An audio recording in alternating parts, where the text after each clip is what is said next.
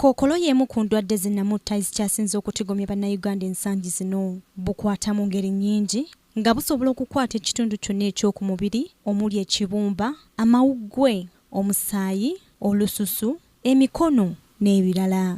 Nazzikuno obulwadde bwa kookolo bwalumanga abantu naye nga tebabumanyi, wabula enkulaakulana mu tekinologiya esobozesezza abasawo okuzuula ensibuko yaabwo. Paulo Ssewagudde ng'ono omusawo omutendeke atunnyonnyodde ng'obulwadde buno bwe buviira ddala ku butaffaali bw'omubiri okula amangu ne busaasaana omubiri gwonna. Obulwadde bwa kansa bulwadde obulimu endwadde ez'enjawulo naye nga buva obulwadde obuva ku mubiri.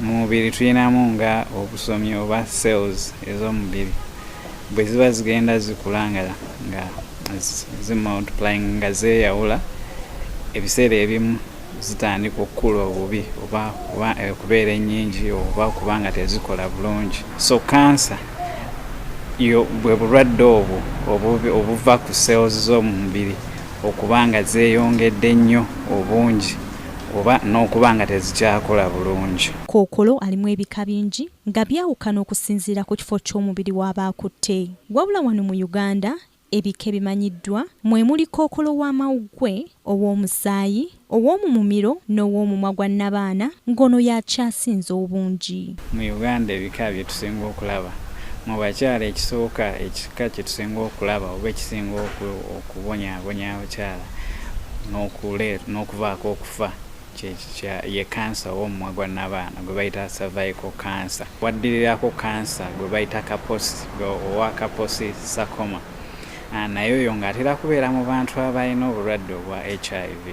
Mu baami kansa owa prostate nga bwe njogedde yasinga okubeera common mu baami era awo n'oddako kansa owa kaposi sarcoma era naye ng'ali mu baami abalina HIV. Mu baana era waliwo kansa gwensinza kubuusa maaso ye kansa ow'omu maaso gwe bayita retinoblastoma.